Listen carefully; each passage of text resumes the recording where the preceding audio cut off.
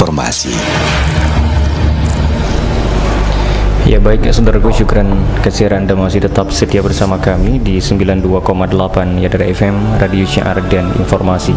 Dan Anda tetap setia bersama kami di Radio Mutiara 104,8 MHz Kota Bernun. Assalamualaikum warahmatullahi wabarakatuh. Senang dan bahagia sekali di kesempatan hari ini saya Muhammad Al-Fadil kembali bisa hadir menemani Anda dalam program Kantin Jumat, kajian rutin hari Jumat. Saudaraku, dalam program Kantin Jumat kali ini kita akan mengangkat tema adalah hak dan kewajiban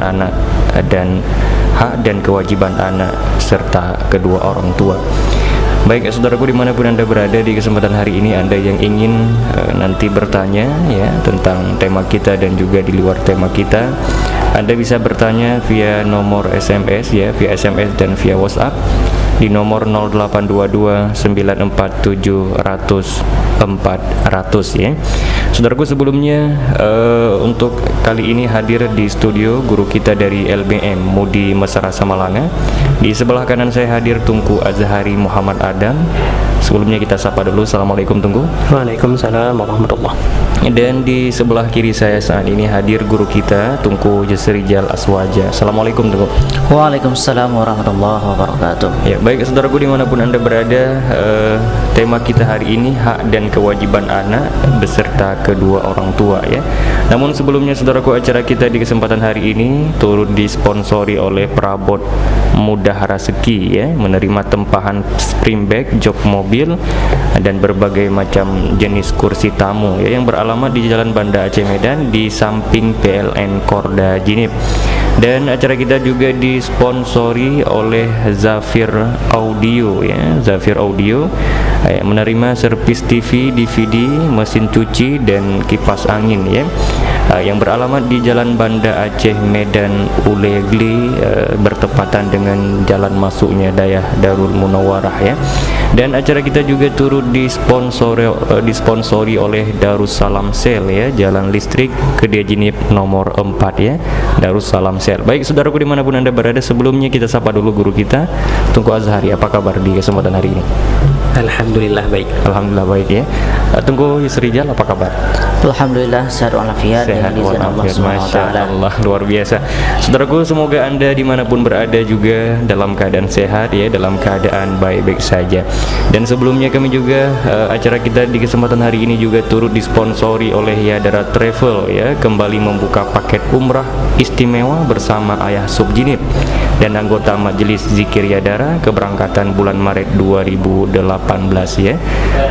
Keberangkatan bersama Ayah Sub dan anggota Majelis Zikir Yadara insyaallah di bulan Maret 2018. Baik Tunku Azhari, kita masuk dalam tema kita yang pertama adalah hak dan kewajiban anak serta kewajiban anak kepada orang tua dan kewajiban orang tua kepada anak, semacam itu. Iya, Masya Allah, luar biasa. Hak dan kewajiban anak dan orang tua. Untuk pembuka, apa yang ingin Tunku sampaikan? baik. Assalamualaikum warahmatullahi wabarakatuh. Waalaikumsalam warahmatullahi wabarakatuh. Alhamdulillah. Alhamdulillahilladzi 'allama bil qalam, 'allamal insana ma lam ya'lam. Wassalatu wassalamu ala khairil anam sayyidina Muhammad wa ala alihi wa ashabihi ya nabi'in ulumi wal hikam, amma ba'd. Qaddimu a'malakum lidaril akhirah tajidu 'indaha fawzan wa najah. Alhamdulillah, segala puji bagi Allah yang telah memberikan berbagai kenikmatan kepada kita semua. Salawat beserta salam kepada baginda Nabi Muhammad sallallahu alaihi wasallam, kepada keluarga beliau, kepada para sahabat beliau sekalian, dan juga kepada para tabi'in, tabi'in, ulama mutaqaddimin, ulama mutaakhirin, serta ulama-ulama mu'tabar semuanya, yang mana para ulama merupakan pewaris ilmu para nabi, merupakan manusia yang mempertahankan agama Islam di akhir zaman. Yang kita muliakan bersama ayah di Jinip, semoga Allah Subhanahu wa taala selalu memberikan kesehatan kepada beliau sehingga kiranya beliau selalu bisa mencurahkan ilmu pengetahuan kepada kita semua. Juga selanjutnya ta'zim dan penghormatan kita yang tak terhingga kepada seluruh pendengar radio Yadara dimanapun Anda berada. Baik, dalam kesempatan kali ini kita akan mengangkat tema menjaga hubungan hak dan kewajiban antara anak dan orang tua. Sebelumnya pada pertemuan yang telah terdahulu kita sudah pernah membahas tentang tema iman dan amal salih merupakan jalan untuk menuju surga, di mana di situ kita sudah pernah membahas bahwa salah satu di antara yang termasuk ke dalam amal salih, pengertian daripada amal salih adalah menjaga hubungan yang baik dengan Allah Subhanahu wa taala dan menjaga hubungan yang baik dengan sesama manusia. Nah, jadi kita sudah pernah membahas bahwa sesungguhnya hubungan antar manusia ini sangat luas.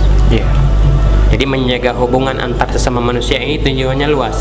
Di antaranya adalah hubungan antara penjual dan pembeli, antara suami istri, antara rakyat dan pemimpin, dan juga termasuk di antaranya adalah hubungan antara anak dan orang tua. Nah, ini juga menjaga hubungan yang baik antar sesama manusia, yang nantinya pada akhirnya ketika kita sudah bisa menjaga hubungan yang baik, seorang anak bisa menjaga hubungan yang baik dengan orang tuanya, kemudian orang tua juga bisa menjaga hubungan dengan baik dengan anaknya, memenuhi segala haknya, memberikan kewajibannya, yang insya Allah pada akhirnya nanti mereka akan termasuk ke dalam orang yang saleh, yang apabila disertai dengan keimanan kepada Allah Subhanahu wa taala, maka insya Allah ini akan menjadi jalan lurus yang akan membawa mereka ke surga. Ya, semoga kita semua termasuk ke dalamnya, amin ya rabbal alamin. Nah, jadi tema kita pada hari ini yakni kita hari ini memasuki dalam subbab daripada amal soleh, yakni menjaga hubungan antara anak dan orang tua dan menjaga hubungan antara orang tua dan anak. Jadi di sini ada dua sisi tinjauan. Yang pertama, anak menunaikan kewajibannya kepada orang tua. Kemudian tinjauan yang kedua, yakni orang tua juga punya kewajiban terhadap anak yang harus ditunaikan. Nah, jadi yang pertama adalah kewajiban yang harus ditunaikan oleh seorang anak terhadap orang tua. Kewajiban anak kepada orang tua. Kewajiban anak terhadap orang tua. Jadi kewajiban yang secara mutlak, ya, kewajiban yang secara mutlak yang harus ditunaikan oleh seorang anak kepada orang tua adalah birrul walidain. Birrul walidain. Ini secara mutlak, ini maknanya berbuat baik kepada orang tua. Tidak pandang apakah orang tua ini adalah orang yang akhlaknya baik ataupun orang tua ini adalah orang tua yang akhlaknya buruk, karena mungkin dulu orang tuanya tidak mendapatkan didikan yang baik dari orang tuanya, ataupun tidak mendapatkan pendidikan agama sehingga akhlaknya menjadi buruk. Nah, kemudian orang tua yang semacam ini memiliki anak misalnya. Nah, apakah anak yang seperti ini ketika orang tuanya tidak baik, memiliki akhlak yang buruk, apakah seorang anak ini boleh untuk tidak berbakti kepada orang tua? Tetap tidak boleh. Nah, jadi dalam kondisi apapun, orang tuanya dalam kondisi apapun, apakah orang tuanya baik ataupun orang tuanya tidak baik, maka sebagai seorang anak tetap wajib berbuat baik kepada orang tua. Kalau orang tua ini baik, doakan semoga Allah Subhanahu wa taala menambahkan kebaikan bagi orang tuanya. Sementara apabila orang tua ini tidak baik, maka doakanlah semoga Allah Subhanahu wa taala membalikkan hal keadaan orang tua ini menjadi baik. Seperti itu. Kemudian kembali lagi birrul walidain. Ini merupakan kewajiban mutlak. Birrul walidain ini bagaimanapun keadaan orang tua kita. Bagaimanapun keadaan orang tua kita. Jadi bagaimana cara kita berbuat baik? Bagaimana cara kita mengaplikasikan birrul walidain ini dalam kehidupan kita sehari-hari? Maka mari kita simak firman Allah Subhanahu wa taala yang terdapat di dalam surah Al-Isra ayat 23 sampai 24. Bismillahirrahmanirrahim. Wa qadha rabbuka alla ta'budu illa iyyahu wa bil walidaini ihsana imma yablughanna 'indaka al-kibara ahaduhuma aw kilahuma fala taqul lahuma uff wa la tanharhuma wa qul lahuma qawlan karima wahfidh lahuma janaha dhulli minar rahmah wa qur rabbirhamhuma kama rabbayani shaghira. Yang artinya Allah Subhanahu wa taala telah memerintahkan kepadamu untuk tidak menyembah illa iyyah, kecuali kepada Allah Subhanahu wa taala. Wabil walidaini ihsana. Kemudian Allah Subhanahu wa taala juga memerintahkan kepada kita untuk berbuat baik kepada orang tua. Imma yablughanna indakal kibara ahaduhuma aw kilahuma fala taqul lahumā uff. Apabila salah satu di antara orang tua kita sudah lanjut usianya ataupun keduanya sudah tua, fala taqul lahumā uff. Maka jangan pernah kita mengatakan kepada orang tua. Nah, ini poin yang pertama. Jangan pernah membantah orang tua. Ini salah satu cara yang pertama kita berbuat baik kepada orang tua. Jangan pernah membantah, kecuali yang diperintahkan oleh orang tua kita adalah hal keburukan, bermaksiat kepada Allah Subhanahu wa taala. Berdasarkan la ta'ata alal makhluk fi ma'siyatil khaliq. Masyaallah. Jadi kalau perintah orang tua ini mengajak kita untuk bermaksiat kepada Allah, nah ini baru kita boleh untuk tidak mematuhinya. Tapi selama perintah dari orang tua kepada kita ini adalah perintah yang minimalnya hal yang mubah, apalagi kalau untuk perkara sunnah ataupun wajib, ini memang sudah merupakan kewajiban ataupun perbuatan sunnah, dan ini juga merupakan anjuran dari syariat. Minimalnya mubah. Misalnya orang tua kita meminta tolong kepada kita untuk apa misalnya dari perbuatan yang mubah, nah kita wajib mematuhinya. Fala taqul lahumā uff. Jangan pernah mengatakan Nah, di sini kita bisa mengambil satu kias aulawi.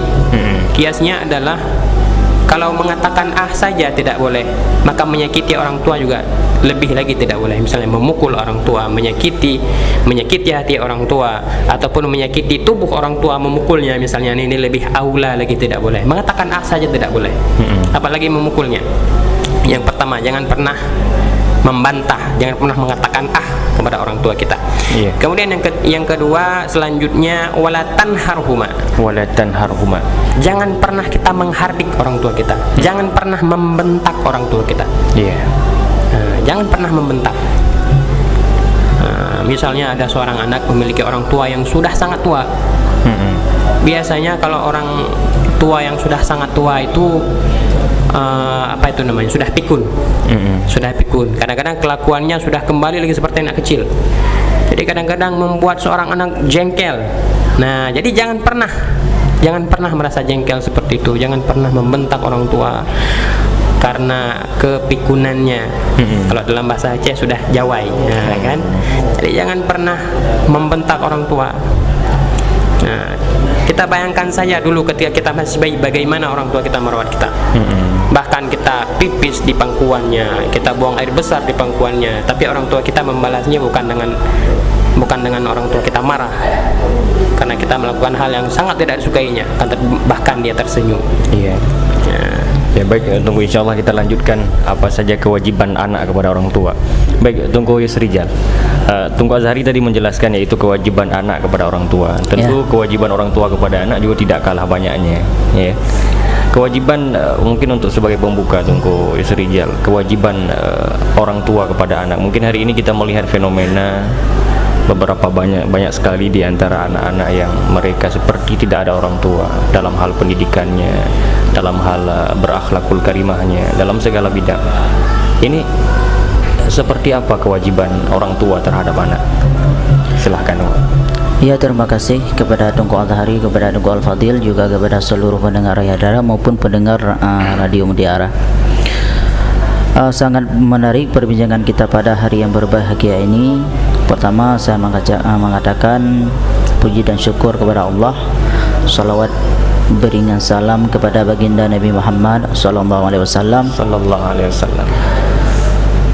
Rasulullah sallallahu alaihi wasallam adalah contoh tauladan setiap aspek sepak terjang dalam hidup beliau. Hubungan dengan Allah maupun hubungan dengan manusia ini telah diberikan contoh oleh baginda Rasulullah sallallahu alaihi wasallam, termasuk dalam mendidik anak. Jadi kenapa sekarang banyak anak yang seolah-olah tidak ada orang tuanya? Ini dikarenakan ketika kita lihat fenomenal setiap hari yang ditimbulkan oleh anak-anak tersebut, yang diaplikasikan dalam kehidupan mereka adalah sesuatu yang cenderung jauh daripada nilai-nilai agama. Adapun jauh daripada nilai-nilai adat kalau kita sekarang orang Aceh. Kewajiban orang tua kepada anak, yang pertama, sebelum anak itu lahir, ada sesuatu yang harus dilakukan oleh orang tua, yaitu mendoakan keturunan-keturunannya menjadi hamba-hamba yang soleh. Yang pertama adalah doa. Jauh sebelum kita berkeluarga, mendapatkan jodoh, adapun berkawin dengan seseorang yang diberikan oleh Allah SWT sebagai jodoh kita, maka dari sekarang kita mendoakan, ya Allah, jadikan keturunan-keturunan kami orang-orang yang salat kepadamu, yang menyembahmu, orang-orang yang baik akhlaknya, seperti doa Nabi Ibrahim. Ya Allah, jadikan keturunan kami adalah orang-orang yang mendirikan salat, orang-orang yang tunduk, yang Islam. Itu yang pertama. Berarti mendoakan anak itu kewajiban. Pada dasarnya memang doa itu sunat, akan tetapi ini harus kita tekankan yang tujuannya untuk melahirkan generasi yang baik. Karena doa orang tua berbeda ya dengan doa orang lain. Ini digambarkan Imam Al-Ghazali mengapa beliau menjadi ulama besar. Beliau didoakan oleh kakek-kakek beliau. Masya Allah. Ya Allah, kalau kami tidak alim, berikanlah cucu kami, anak kami ataupun keturunan kami daripada orang alim. Sehingga Imam Al-Ghazali radhiyallahu anhu, beliau menjadi hujatul Islam dalam mazhab Syafi'i. Itu yang pertama. Kemudian ketika lahir anak tersebut, kita harus mendidiknya dengan didikan yang bagus. Yang pertama adalah menjaga jasmaninya daripada penyakit ataupun menjaga kesehatan bagi anak tersebut. Mengapa saya katakan demikian? Karena tubuh ini adalah modal untuk ibadah. Tubuh ini adalah modal untuk ibadah. Kalau tubuh tidak dijaga, terutama orang tua menjaga tubuh anaknya yang masih kecil, maka anak tersebut tidak akan bisa melakukan ibadah-ibadah ataupun menuntut ilmu ketika ia besar ataupun ketika dia layak untuk mendapatkan ilmu. Itu yang selanjutnya. Kemudian yang ketiga, memberikan ilmu. Ilmu yang bermanfaat yang pertama adalah al-umum madrasatul ula. Ibu itu adalah madrasah yang pertama. Maka kenapa orang-orang dulu ketika menggendong anaknya ataupun ketika kalau bahasa Acehnya gayun anu, la ilaha illallah, mengatakan dengan kata-kata la ilaha illallah, anu ulun bumu tuah dan sebagainya. Mereka tidak memperkenalkan kepada anak tersebut lagu-lagu Hindia, misalnya lagu-lagu Burgi dan sebagainya. Ini sekarang mengapa anak itu cenderung kepada hal-hal yang tidak baik ataupun hal-hal yang negatif? Karena sejak kecil ia telah mendengarkan hal-hal yang memang tidak baik untuk didengarkan untuk anak-anak. Misalnya lagu-lagu yang jauh daripada tatanan tata krama Islami. Maka salawat, lantunan ayat suci Al-Quran ini adalah sangat penting didengarkan oleh anak, bukan hanya ketika ia lahir, akan tetapi sejak ia dalam kandungan. Maka seyogyanya bagi orang tua membacakan ayat-ayat Al-Quran ketika hamil mengandung kepada anak yang akan lahir tersebut. Kemudian membiasakan sesuatu yang baik. Misalnya sesuatu yang baik tersebut adalah mengajak anak itu untuk ke masjid. Waktu sore, misalnya waktu asar, waktu maghrib, langsung kita panggil anak, ayo kita ke masjid. Walaupun sampai di masjid ia cuma main-main, cuma dia melihat orang-orang. Akan tetapi ketika ia biasa melihat hal-hal yang baik, maka pada saatnya ia melihat seseorang dan ia ingin menjadi seseorang tersebut.